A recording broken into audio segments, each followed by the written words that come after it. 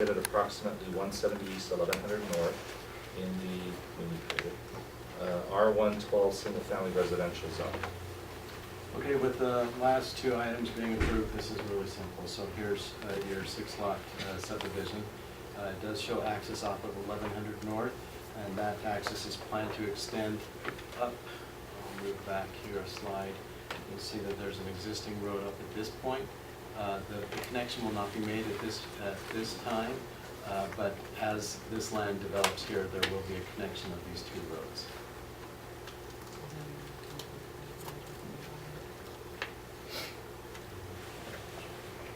So again, this plat was recommended unanimously by the planning commission. Okay, can you show the connection point again? Existing road right up here, just ends right there. The new road will come up right at this point, so there will be a future connection right there. Across the street, how close is that to the Grove Crest entry exit? That's a little bit further over here, I believe. Peggy, do you know where that is?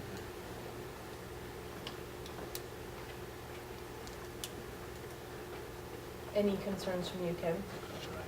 No, this is a small enough addition to the area that even with the extended up here, that it would still be a small impact on the street. So it's right about here, the exit, when you come off of 1100, or off First East, the exit onto 1100, and then the other loop is right about here. Clearly outside of the limited distance for offset. Can you go to the second? So the conflict, there may be a conflict there. Where I would not be concerned is The site plan. this There you go. 170 East is not a terribly busy street. So Okay. you may occasionally have somebody coming out of there wanting to turn left and go east down First East where the schools at one of its busy times. We don't generally concern ourselves with where a driveway is located relative to a street, just street-to-street connections. Right. And this is a street. This is a street, whereas the school's exit is just a driveway. Oh, I see what you're saying. Okay. But it is far enough away.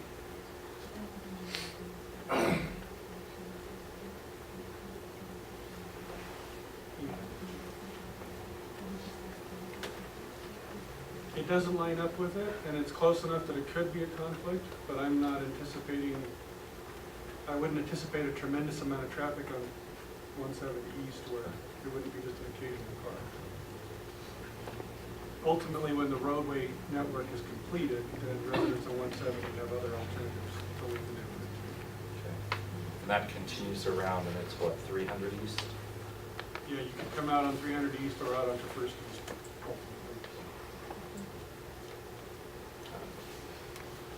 Can you explain the turnaround now? So the turnaround, any temporary dead-end street, like I said, right over 150 feet long, is required to provide a temporary turnaround. In the past, we did that with a temporary cul-de-sac. Those end up being problematic when the next person comes along. There's a lot of money to be spent to remove that cul-de-sac out and continue the road on through. So now what we do is either allow for a hammerhead turnaround at the very end, or they could do a one-sided turnaround within 60 or 150 feet of that end of the road. My recollection is this applicant is planning on doing a single side on the east, and they'll incorporate it into the area used for the driveway for the home on that side. So they understand that there's a restriction of no parking. We do have some of those in town where the driveways use that turnaround, and you can't park in that portion of your driveway. But it's available for anyone needing to turn around at the end of the road, whether it be emergency vehicles or RC building or you and big personal vehicles.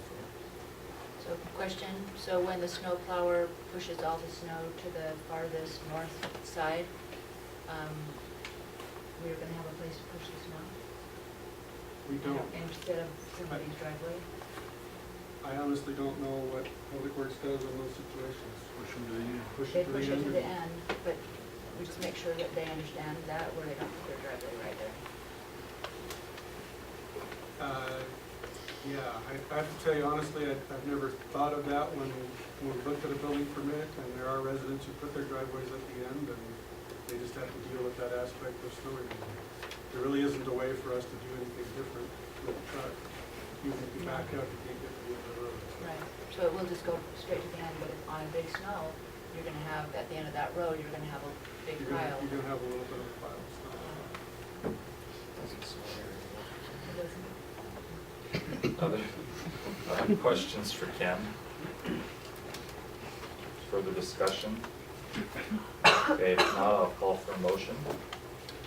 Mayor, I'll make the motion that we approve, let's see, a 6-lot final plat called Larson Acres Plat C located approximately 170 east, 1100 north in the R112 Single Family Residential Zone, Big Springs neighborhood. Motion by Ben, Second. second by Sid. Any discussion? I have one comment. I didn't see on there that the hammerhead, that you said it was a one-sided, so there's no need for the hammerhead. Right, not for the hammerhead, but Okay, all right. I imagine that's a note on the plat. They hadn't designated it yet, so it's one of the outstanding comments for the plat. So they'll provide either way. Again, because it is the same family, even though this property isn't included, they could provide the hammerhead here, or they can do a one-side. I guess my question is, does it need to be on here for our approval?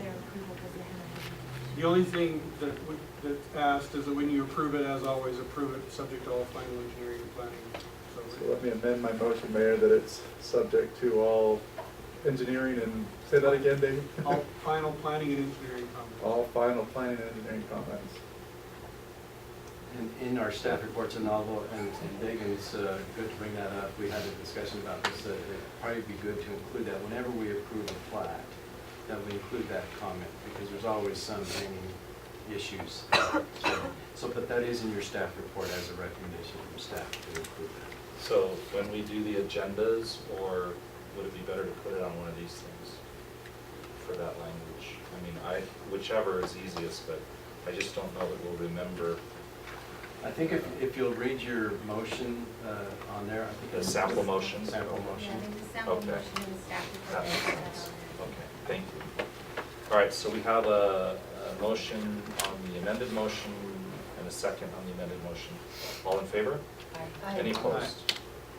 Okay, motion carries. Thank you. Item G is another public hearing to consider for adoption an ordinance 2014-11, rezoning approximately 12.42 acres of property located at approximately 600 West Center Street from MD Manufacturing Distribution to DV Downtown Village Zone.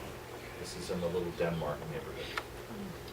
Okay, so here we have a somewhat similar situation where we have a request to rezone, but it kind of affects the remaining area around it. It didn't seem to make sense to just focus on that one property, so we're expanding to the rest. Although this does not require general plan amendment, it is in line with the general plan. So this is a map of the general plan, so the outlined area in red, within which is a general plan designated for retail commercial. And retail commercial allows for all types of commercial zones. But currently that property, and again, the property is located here on 600 West. You have the Water Gardens Theater to the west of that. You have Center Street on the bottom here, and you've got the railroad tracks to the east side, and then the pipe plant will be across the street to the north. So all of this area is being considered for the rezone. And the request came up basically because a smaller piece, and I'll move forward to that, well, we'll come back to it. Within that area is being requested for a specific project of senior housing, and we'll get to that for the next item. So anyway, this area for the senior housing needed to have a zone change because senior housing is not permitted in the current ND zone, the manufacturing distribution zone. So this area has been identified in my department since I've been here as a potential zone change area because the manufacturing distribution did not seem to make sense for the future of those properties. And we did have several discussions over the years with some of the property owners as to what to do with it, what zone should we take it to, but nobody was ready to move forward, and so we just kind of left that hanging. Now we have a developer who wants to do a significant project on a good portion of that property, He'd like to do senior housing. Senior housing is permitted in certain commercial zones, and the downtown village zone seems to be a likely candidate since we're just adjacent to that, and this makes a good entryway into the downtown area right at 600 West. So we recommended that he request a downtown village zone on his property there. And then as we carved that out, these large pieces right in the middle, it just left some small pieces down here on the bottom in MD and some, those smaller ones along 600 West in MD, and that didn't make sense to leave those. Sure. So we went ahead and noticed all of the property owners within the designated area here that we would like to have the zone changed on all of those to the downtown village. So, a couple of questions for you. Costume Craze is not in this area, is that correct? Costume They Craze work- is just right here, currently okay. in the downtown village zone. On the corner of Center and Sixth, you have a car repair shop, I Yes. believe? Yes. And also like a U-Haul kind of thing going on?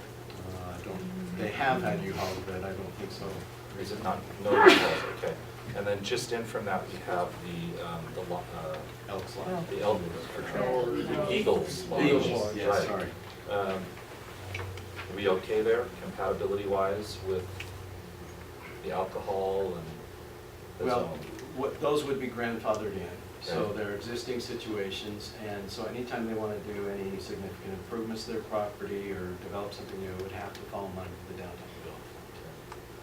So any remodels, anything like that, is gonna have to change? Right. Okay. All right, any other questions for Ken? So of any of those people that might be impacted by a remodel, are any of them present, or have any of them been involved in this process? There may be some present, but we haven't heard from them since we sent the notice out. Okay. Well, it is a public hearing, and I think we can ask, if you'd like to, address the council on any thoughts or concerns you might have on this. Yes. Could you tell us state your name and your address, please? Thanks.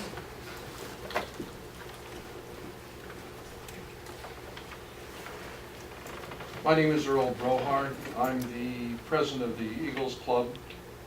And we were just concerned, we're in the process of